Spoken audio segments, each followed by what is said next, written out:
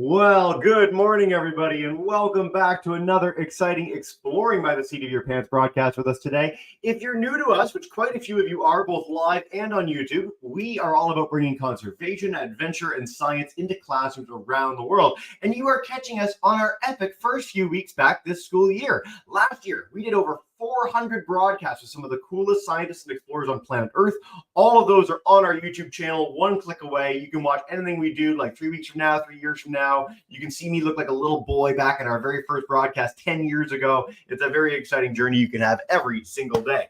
And we have been kicking off the school year with adventure. We have had people that have been to the bottom of every one of the deepest oceans on this planet. We've had people that have gyrocoptered the world. We have people that have skied to the South Pole. It has been such a wild ride. If you are looking to be inspired with an epic growth mindset of what you can accomplish if you put your mind to it. And today, I am so excited to welcome in for the first time, Monet Izabeth. Now, she has a really cool backstory of how she went on her first adventure regarding Mount Kenya, which you can check out on her awesome website here. But she's going to talk a little bit today about her journey crossing Greenland. She's been to over 50 countries on this planet. She's a global, globe-trotting adventurer, and I'm so excited for you to hear about her journey across one of the most forbidding and amazing places on planet Earth. So, Monet, I'm going to stop talking. So nice to meet you and have you in today. Welcome to the broadcast. Take us away. I'm so excited to go on the journey. Okay, great.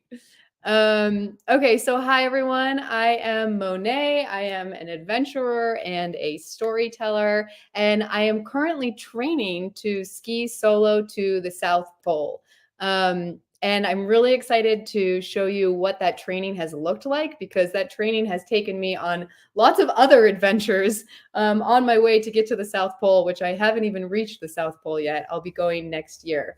But before I even talk about that, I wanted to I want to emphasize that when I was your age and I was in school, I was not athletic. I hated sports. I did not like to sweat.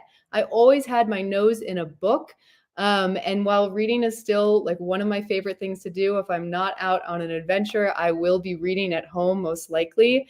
I was a big dreamer, but just not someone who liked to do sports at all, which you might find funny once you see what I do now. But one of my big dreams when I was your age was to travel the world.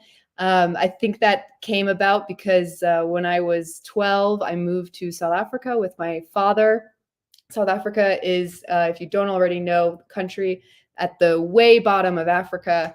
And being in South Africa really opened my mind up to experiencing new cultures. But also, I don't know if any of you have ever switched schools before, but it can be really hard and really scary. And it was a really big challenge that I went through in my life at that time. And it taught me that great things can come through challenging situations.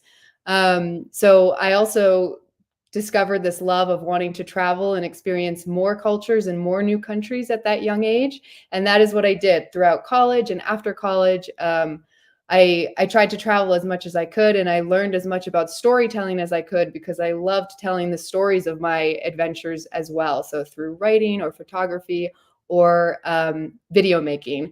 And the real thing, which Jesse mentioned for a second to get me into like this adventure world, was the craziest story you will ever hear dropped into my lap. And you might think that this is not true, but I promise you this is a true story, which is that my long lost relative's plane, so my great uncle, so it's my father's mother's brother, my great uncle was in Kenya during World War II flying planes, and he disappeared one day. So this was 75 years ago. He disappeared. And we all just sort of thought that was the end of the story. But then the British Army got in touch with my family and said that they were arranging an expedition up Mount Kenya to find his plane, which had been found on the mountain. And they needed our permission for the expedition. And my dad said to me, he was my biggest fan. My dad said, "You have to ask if you can go with them on this expedition." And I was like, that's crazy. I have never done anything like that before. They are the Army. They will never say yes to me coming. But my dad said, if you don't do this, if you don't try, you're going to regret it. And I was like, I think he's right. So I tried. I asked if I could join. They said yes. And then I went and I made a documentary about it, which I'll show you a short little clip from. so that you can see what it was like. While the north side of Mount Kenya has official trails, we would be heading up the south side, which is much steeper and covered in meandering elephant and buffalo tracks. This meant that for most of our journey, we were hacking our way through bamboo forest or making our own makeshift paths down steep riversides.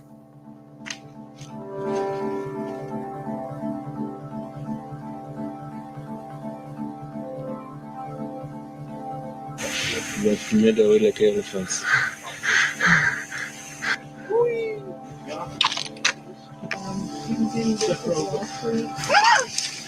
What is that? That's a vine, not a snake. So you can see that's the site of the plane crash. That's what it looked like when we had dug it out. You can see the plane there. That was, when I finished that, that was the hardest thing I'd ever done in my life, going up on that expedition. We were really just making our own path through the forest. I was the only woman on the team. I was the youngest person on the team. And I'd never done anything like it before. And at the end of it, I thought, whatever that crazy thing was, I want to do that for the rest of my life. So since then, I have just been dreaming big dreams and trying to figure out how to make it happen and going on adventures and telling the story of them. So 3 years ago, I read this crazy headline that said that Preet Chandi became the first woman of color to ski solo to the South Pole. And I actually know, and I watched her give a talk just like I'm doing right now to kids around the world a couple weeks ago. I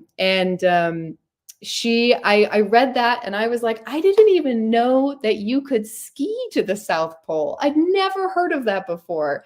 And I thought it just sounded like the coolest thing ever. But I also thought, there's no way that I could do that. There's no way. I barely know how to ski. I really don't know how to ski. I don't know how to exist in cold weather. It just sounds like a really cool thing that someone did.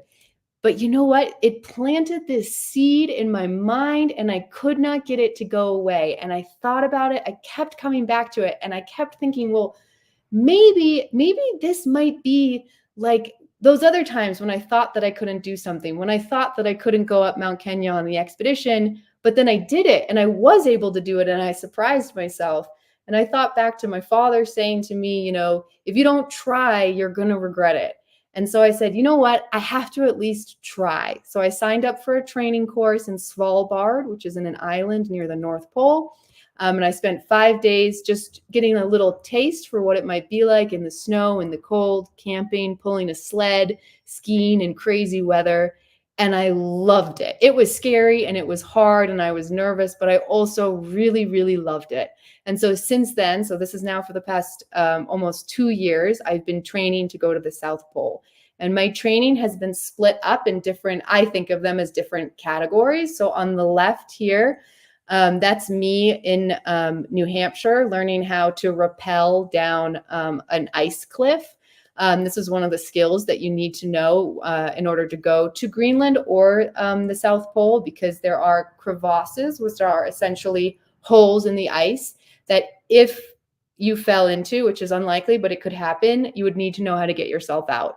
So those are some of the type of skills that I've been learning. This middle photo is my physical training. You have to be really strong to pull this sled behind you. And so while I don't live in a country that has snow all year round, I actually live most of the year in Nepal, which is where this photo was taken. But what I do instead of since I don't have snow, is I pull tires. So those 2 tires, you can see 2 tires are connected by a string. And that rope is attached to a harness, which is around my waist. And I pull those tires all around town. And I look very silly doing it. And people ask me all the time, what are you doing? And then I get to say to them, I'm training to go to Greenland, or I'm training to go to the South Pole. And the last bit of training is more practical, hands-on training. This is me in Minnesota, where I was out. You can see my red sled behind me. I was out with my skis and my sled, pulling it around for a week on the frozen lakes of Minnesota. And then the biggest part of my training that I just completed in the spring is that I had to do a longer expedition, 2 to 3 weeks at least in length. And for that longer piece of expedition, I crossed the Greenland ice cap. Now to introduce a bit of Greenland facts to you. I don't know how many of you know much about Greenland, but it is, so the picture on the left, this one over here is maybe you guys have a globe in your classroom. If you are looking at the globe from the top, looking down, that's sort of the perspective we're looking at here. So Greenland is this country that's red. This is North America. You have the US here, Canada. This is Russia, Europe, and the top of Africa. So on the right here, we have a bigger picture of Greenland. So Greenland is our world's largest island. And it's a really, really unique place for so many reasons, but just some of them are that Inuit Greenlanders, which are the original people who inhabited Greenland, they've been living there for 5,000 years. They also make up the majority of the population that's living there right now, which is really something special because for a lot of countries in our Earth right now, native populations, the indigenous populations of the country are no longer the majority of the people in that country. But in Greenland, they are. So most people who live in Greenland can trace their family history back to the 5,000 years ago to the first people that lived in Greenland. Another thing that makes Greenland really cool is that if you look at this map here, the green is land that's not covered by snow, but the white part is permanent snow and ice. So 80% of Greenland is permanently covered by snow and ice. That's a lot of the country that has snow and ice that just never melts. It's always there. And so all the people that live in Greenland, they live in this green area along the edges by the ocean, and no one lives on the white because it's just ice and snow. And so for our expedition, we were going to be crossing Greenland, the ice cap, the white part, from the west to the east. And we knew it was going to take about 30 days. There were 7 of us in my group. We would all be crossing together. We knew it was going to take about 30 days, which is a long time. We would be on skis, pulling between all 7 of us, pulling everything we needed to survive for a month in sleds behind us. So that means tents that we would sleep in. That means the food we would eat, our clothes, any sort of emergency supplies we need, communication devices. When we started, so the hardest part of this expedition was that some of the hardest parts were getting actually onto the ice cap, because if you see here, going from the green to the white on this side, and then on the right edge, going from the white to the green, to actually get onto the ice cap was really difficult, because at the edge of the ice cap, where the glacier ends, it pushes, the glacier is actually, even though it looks like it's frozen water that doesn't move, it's actually moving all the time, but just so slowly you can't even see it. But over decades or tens of years, 15, 20 years, you can tell that the ice is moving around. And when it moves, it pushes out these massive hills of rocks and dirt called moraines. And we had to carry all of our gear, our sleds, all of our stuff in our sleds over these massive hills. And it took us hours, and it was so tiring. And we had to do it just to get to the ice to begin the expedition. You can see me here on the left, all in my gear, with my sled strapped to my back. We just sort of made that in the moment. I'm using my harness as backpack straps. And this outfit that I'm wearing is the only outfit I will wear for 30 days. So imagine if you had to wear the outfit you're wearing right now for 30 days. What do you think it would look like at the end of 30 days? Definitely doesn't smell too good. So then once we started, for the first 4 days of the expedition, we're going through what's called the ice fall, which is the edge of the ice cap, where it kind of is like dipping up and down like this. And it's really steep. It goes steep up, steep down. Not so high, but steep enough that we really had to pull our sleds really hard. And this video will show you just how hard we had to pull our sleds. 1, 2, 3, go. 1, 2, 3, go. There's a struggle city over here. Come on, give us a hand. Okay, 1, 2, 3. No, I think you guys got it.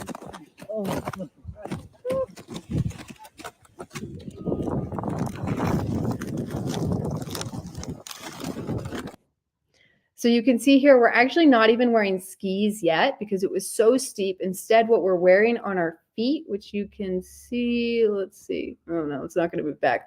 We're wearing crampons, which are these boots that have spikes on the bottom of them, and they help us step on this steep ice so that we don't slip when we go up these steep things. So we had maybe 4 days of it where it was that hard every single day, and it was a shock to the system to go into that difficult terrain right at the beginning. But after 4 days, it started to smooth out a bit, and we got into much more of a routine, which is really important when you're on these expeditions, to find a routine so that you can get used to doing the same thing every single day. So for our routine, we would wake up around 6 a.m. in the morning, and we would spend the first 2 hours. Also, this is what I looked like when I woke up in the morning. Remember, I'm just going to remind you that there were no showers. I also did not bring a hairbrush. So this is probably me on day 10 or 12 of not showering. The white on my face is sunscreen because at that time of year in Greenland, we basically had sunlight all day long. The sun would set, but it didn't really set. So at most it would just get like a little sunsetty and it would be beautiful, but we never had darkness. We had light and we slept with it when it was broad daylight out. So in the morning, we would have about 2 hours to get ready in the morning. And in those 2 hours, we would melt snow for our drinking water for the day. We didn't carry any extra water with us. All of our drinking water came from melting snow. We would use that melted snow to warm up our breakfast. We would brush our teeth. I would put my contacts in. I would wash my face, although it doesn't look like it in that photo. And then we would get out of camp and we would break down our tents and pile everything. We had to leave our campsite pristine afterwards. We couldn't leave anything behind. So every morning we would pack up everything and put it back in our sleds. And then we would start skiing for the day. And we skied every single day. If we could stand in the weather, then we skied in the weather. There's really not much rest or relaxation on an expedition. You really go as hard and as far as you can for as long as you can before the weather or something else out of your power stops you. And we had to ski in all different conditions. So this video shows us skiing in a snowstorm.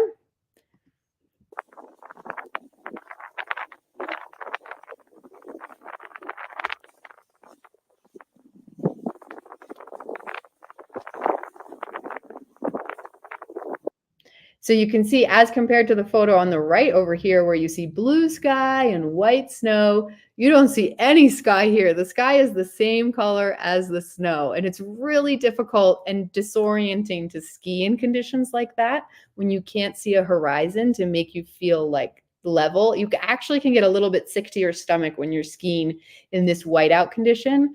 But every day we would ski for maybe 10 to 12 hours. We would ski for an hour or an hour and 20 minutes. And then we would take a 10-minute break where we would eat snacks and drink water and then ski for another hour or hour and 20. And we would just do that over and over and over all day long until we would stop maybe at 6 p.m. or 7 p.m. or 8 p.m. And we would set up camp. So then we would do kind of the reverse of what we did in the morning. We would roll out the tents. We would put up the tents. We would unload our sleds. We would melt more water, more snow to make water so we could have dinner and hot chocolate and apple cider. And then we would go to bed. And the next day we would do it all over again. And that was pretty much what almost every single day was like. So what did we eat? On this picture here, you can see that is 32 days worth of snacks for just me. I brought all sorts of things, but you have to eat. You're using so much energy. You're using a lot of energy every day just to ski, but then also because the temperatures are so cold, we would sleep and the temperature would drop to negative 30 degrees Fahrenheit, which I don't know. It's hard to even understand how cold that is, but like maybe you live in a place where it snows. It can start snowing at 32 degrees Fahrenheit. So we were in 60 degrees colder than that, which is like, I can't even wrap my head around that. But your body has to use a lot of energy to keep you warm at that temperature. So you have to eat a lot. You got to eat a lot of sugar, a lot of fat, a lot of carbs. So if you look at my snacks here, I have I have Swedish fish, I have meat sticks, I have dried mango, I have Reese's Pieces, I have Snickers bars, nuts. I see some salami, some Chex Mix. That was a really good one. That was a fun one to bring. And these were just the snacks that I ate during the day. Wasn't even breakfast and dinner, which I ate on top of that. And sometimes we actually needed so many more calories and so much more energy that we just had blocks of butter, and we would just take the blocks of butter and put them in. I would put them in my hot chocolate. I would put them in my hot apple cider. Also, I don't know if you guys read Harry Potter, but the butter beer that they drink at Hogsmeade, I'm pretty sure that tastes exactly like hot apple cider with butter in it. It's delicious. So we ate a lot. I've never eaten so much in my life. It's basically the conclusion of that. And what did our tents look like? I have a little video tour of our tents. Some things to notice. You'll notice this first room here is our kitchen, and you'll see that the floor is snow. It is not a tented material. And every time we set up our tent, we would dig out this area here so that we could have seats. We could put our feet down in there and sit. And it just made it a little bit more comfy, like home. But here you can see what our tents look like.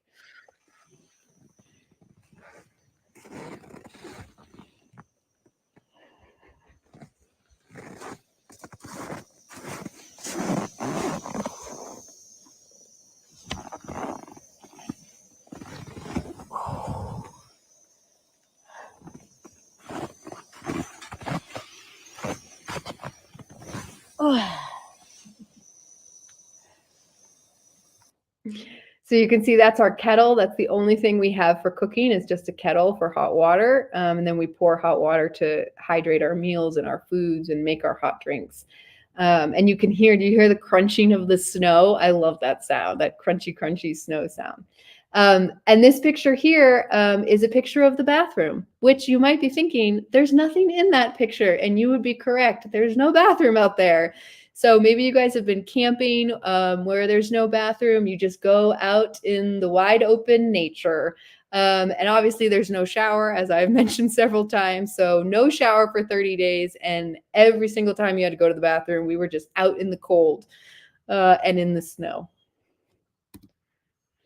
And it was, I wouldn't describe the expedition as being fun, but it was really rewarding. And this picture here is of my hardest day on the expedition. I know exactly what day it was. It was day 24 of the expedition. And this is a picture of me crying on my sled. I am actually crying in this photo on my sled. One of my teammates took it saying, "You're going to want this later." And he was right. I'm very happy to have this photograph. But it was just, we had gone 24 days of skiing with no rest days. Just every morning waking up and skiing 10, 12 hours, and then the next day again and again and again. And I was just so tired. My body was hurting. I was exhausted. And even more so, I was mentally tired and mentally exhausted from pushing and pushing and pushing. And I just had this day that felt so hard. Everything felt difficult and my body hurt. And I just had to cry it out. Everyone understood why I was crying, and everyone had their own bad days when they were going through difficult things. And my teammates were really there for me. They gave me chocolate and they gave me hugs and they said kind words to me. And that was really helpful. But I didn't feel like I could go on, but I had to, because we were part of a group and we were in the middle of the ice cap. And the only way to get off the ice cap was to keep skiing. And it was just a really hard day. But the next morning I woke up and I went to bed kind of dreading the next morning, because I was like, I'm going to have to do that all over again. But the next morning I woke up and I felt better. My body did not. I was still tired. My body still hurt. I was still exhausted, but mentally I felt so much better. And that was when I realized just one of the best lessons. And I've learned this over and over again. And every single time it feels like a revelation. It's just that we all have this, this well inside of ourselves that we can draw from in really tough times. And this place where you can find the energy to do what needs to get done. And every single time I'm on an expedition and I'm challenged, I use that well within me, and I've never found the bottom of it yet. There's never been a time where I really said, I found the bottom. I actually can't go any further. Every single time I do one of these expeditions, I just keep learning that the depth, I keep thinking I've figured out how much I can handle, and I can actually handle more and more and more. And it's just a really empowering and incredible feeling to feel that firsthand. So even though I said that the next day wasn't harder, it wasn't easy. The rest of the time, it took us 30 days. So we still had another week left. And as I told you at the beginning, getting onto the ice cap was one of the hardest days, as was getting off the ice cap. So this was our last day of fully on the expedition. And I will let myself explain to you what some of what was going on. Oh my God, we are pulling our sleds over the rocks and through water, and we are all so tired, and we're not there yet. 4 hours. We came from up there. Oh, we're going to the lake down there. There's not enough snacks in the world. We were all very tired by that point. It ended up taking us 7 hours to get off the glacier because we had to do things like this in this video. I'll show you a quick snippet.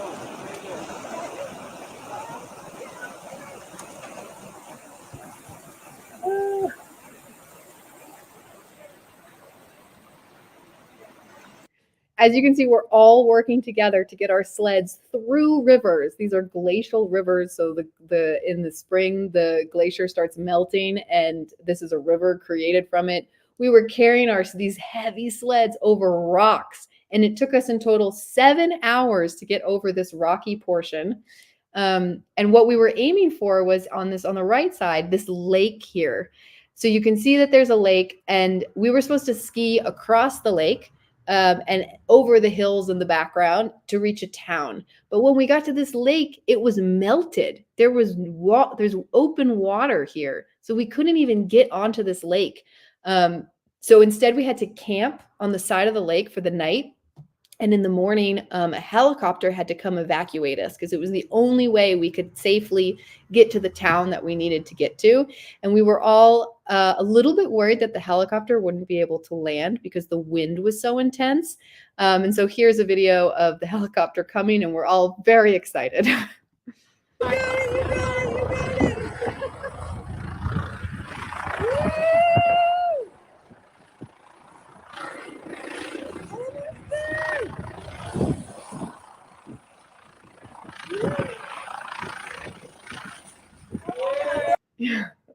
So the helicopter landed. One of the reasons we're so excited is because we know within a couple hours we'll be able to take our first shower in 30 days. And then that was, pretty quickly after struggling for 30 days and having a really hard time, and every day is cold and you don't have like a real house to sleep in. All of a sudden we were back in civilization, staying at a hotel. That is what I looked like in the helicopter, which is very happy. And also my hair looks crazy. The wind really whipped it up. But it's one of my favorite photos from the expedition. I think it captures a real joy from it. But yeah, so that has been my training so far. And I have a year and a bit more training to go before I head down to the South Pole. And I would love to hear your guys' questions. Oh, well, thank you so much for such an epic adventure story. That was so much fun. And I want to note, as someone who's had the chance to watch many programs now, hundreds of programs of adventures, the one unifying factor is the Snickers bar. I think Snickers is just cut an ad with all of you folks, because honestly, everyone, no matter where they go on this planet, they always have them with them. What's funny is I promised myself I would not bring Snickers on this expedition because I'm so sick of them. But then one of my packages of food didn't arrive in Greenland, and I had to go to the supermarket and buy Snickers. Of course, they sneak their way in. It's like a cat in a live broadcast. You can do everything you can, and they'll still find their way in. Monet, that was so much fun. Thank you for sharing your passion, adventure, all of it. And we're going to dive in with questions over the next 50 minutes. So our Gilman crew live, you can put your thinking caps on. I'm going to come to you in just a second. One of our questions, in fact, we've had many questions online. Is it true that in Greenland there are no trees? This is sort of setting the stage. Did you see any trees when you were there? Do we know if it's a treeless landscape outright?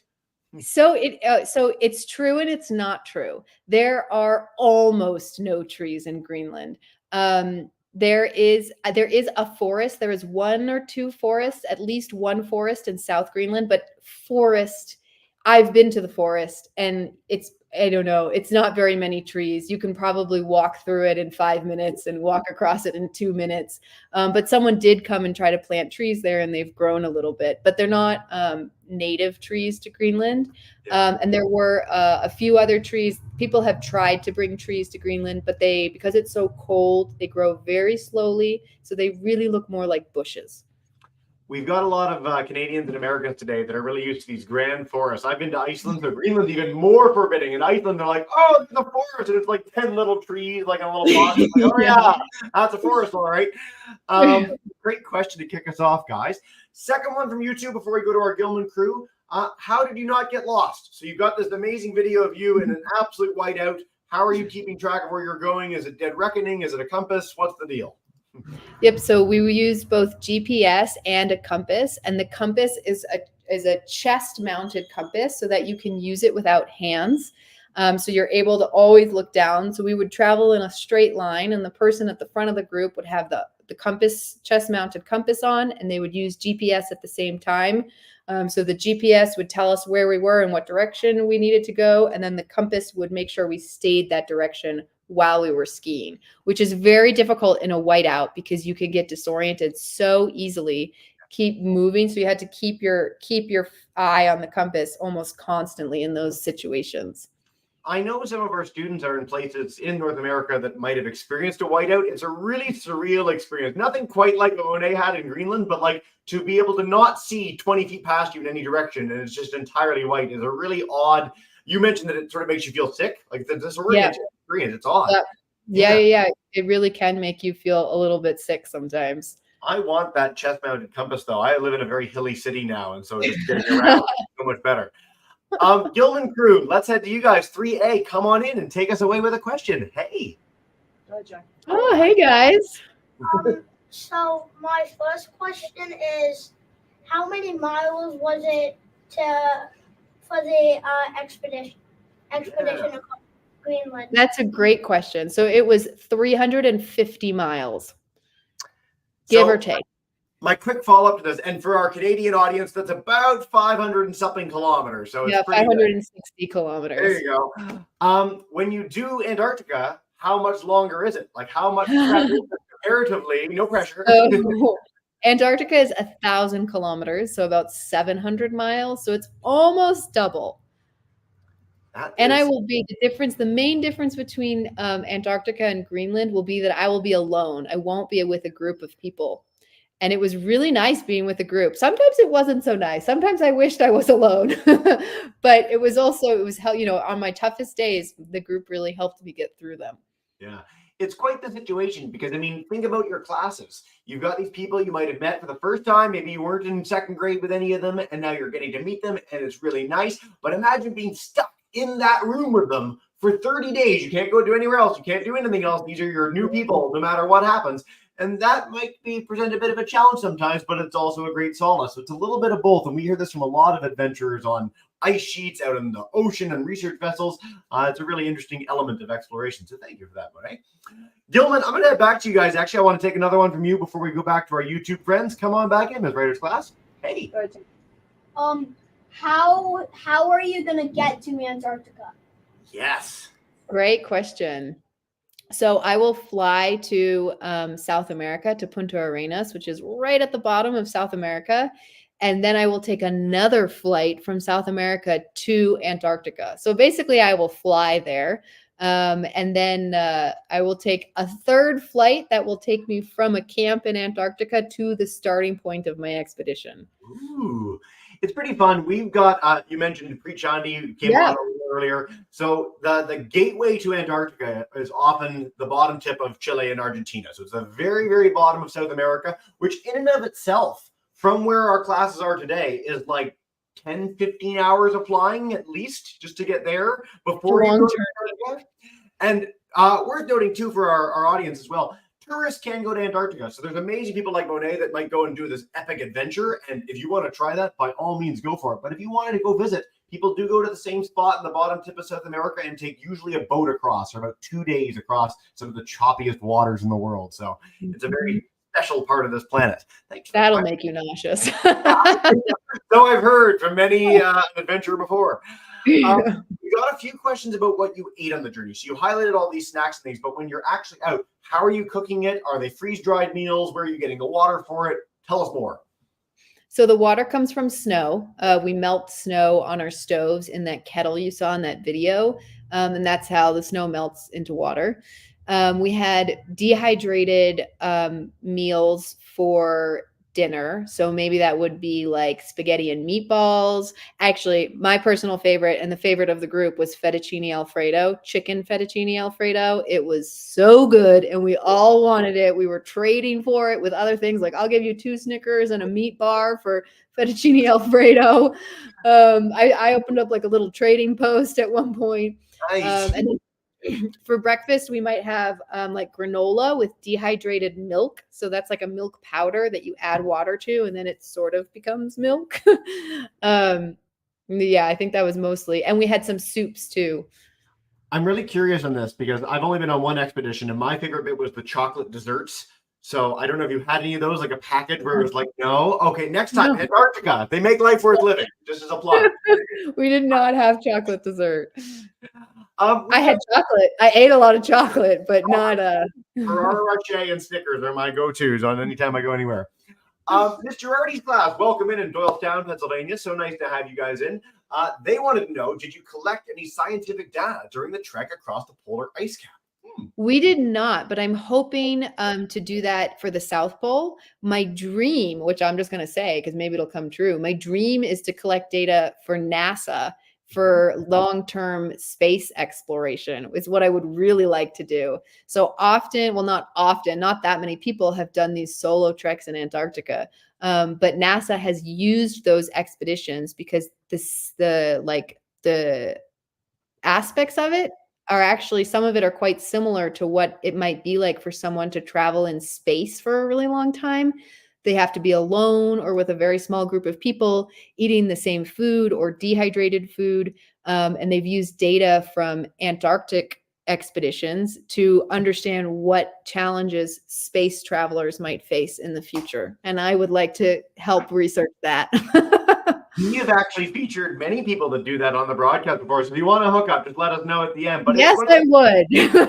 I'll track down our past videos. They're all on YouTube. But Antarctica it's a really, really special and unique spot on planet Earth. There are places there that haven't seen snow or any precipitation for like 100 years. The driest desert in the world, Antarctica. Windiest spot, coldest spot. Like it's the land of absolute superlatives on this planet. And a really special place for science. So I hope you get that chance. That's very, very cool. Good luck. We're going to head to YouTube again. Ms. Girardi's class, please do. Feel free to share another question. We're going to take 3-4 more questions because we're like whipping. You are a great question answerer. So thank you for all this. Let's see. Why did you need to do this expedition? So you're prepping for the South Pole. Why Greenland? And is that a standard thing? Anything you want to share? So in order to get permission to do the solo expedition in Antarctica, I have to apply to this company called Antarctica Logistics and Expeditions. And they will be the people who, well, they give support to solo expeditions in Antarctica. And so they will be the people who are flying me from South America to Antarctica to my start point. They provide safety help as well. They provide me someone to check in with every single day in Antarctica. They do a lot of things to support my expedition, even though I'm on it alone. And I have to apply to them for permission. So they're quite open about their application process. It's not like much is hidden. They really work with you to see what gaps are in your training and how you can fill them. So it's really on an individual basis. So I have been working with them to explain what training I've already done or what experience I have through my other adventures. And as we were looking at it, they were saying, so we need you to have some solo expeditions under your belt, which I've been working on. But we also need you to do a longer expedition that's longer than 2 or 3 weeks. And one of the common ones, it's a common thing that they want people to have done so that you have the experience of being on a longer expedition before you go to Antarctica for your own long expedition, because Antarctica will take maybe about 40 or 50 days. And they want to make sure that you have experience having been out for a long time before you go do that on your own. A lot of people will do Greenland for that qualifying expedition because it is a popular 30-day-ish expedition. Thank you so much for going into that in such great detail. No one's ever actually answered that question that way before. And it's, I mean, the school context is, you're in grade 3 and you need to prove that you learn the lessons you need in grade 3 to get to grade 4 and so on until university, beyond, and a job. This is the ultimate job interview. You are going to undertake the most dangerous kind of expedition on planet Earth with support from tons of people to make that possible. And you need to show that you have the skills and experience and, sort of mindset necessary to accomplish it. And so what a cool backdrop, and cool for the company, and kudos on ticking off all the boxes en route to making this adventure possible. I'm very Almost excited. there. Almost there. We'll head back to our Gilman crew for one more live question before we wrap up together. Come on in and take us away in Baltimore. Hey guys. How much more pounds of food will you need in Antarctica than you brought in Greenland? Great question. Well, that is a great question. So let's see. I had 40 pounds of food for Greenland, just my snacks. So I actually don't even know the exact amount of poundage that I had, including my my dinners and breakfasts. But that was planning for 30 days, let's say 30 days. So I'm going to need almost double. So let's say 40 pounds. I think I'm going to need about 65 pounds of food. So maybe about 25 pounds more, 20 pounds more food. You basically think about how much you eat personally and over the course of a month or more, and then think about the fact that you need much more food because you're doing the most strenuous thing you can possibly do on planet Earth. In the freezing cold. It's quite a bit. You sometimes want an extra Snickers bar to help get you through those long nights as well. So, seriously, people would keep snacks next to their sleeping bag, so when they woke up hungry, they could just wrapped up in their sleeping bag, pull a snack out and eat it quickly, and then go back to sleep. So funny. Monet, time flies and you're having fun. This has been such a great adventure with you. Is there any last message you want to share with our kids before we bring in our class to say thank you and farewell? Oh, guys, I would just say dream big, because it's totally worth it. And I think the one thing I've learned in all like the big goals and the big dreams that I've had, and especially in this one, this is the biggest goal I've ever had in my entire life, is it really is just one baby step at a time. So if there's anything you want to accomplish, any sort of big thing that you sort of think like, how would I ever possibly do that? It really just starts with one tiny step after another. So like go find someone who has more information on it than you do, or Google it or read a book about it, and that will set you on a journey. Couldn't be a better message than that. Thank you so much, Monet, for everything today. As I do to end every broadcast, I'm going to bring in our live class to say a big thank you and farewell. If you're at home on YouTube and you want to scream out and yell in your class and annoy the principal too, please feel free to do that. But our Gilman crew, come in and join us. Thank you so much, Monet. Stick around as well. Have a wonderful day, everyone. Bye for now, guys. Farewell, everyone. Farewell. Bye for now, guys. Thank you.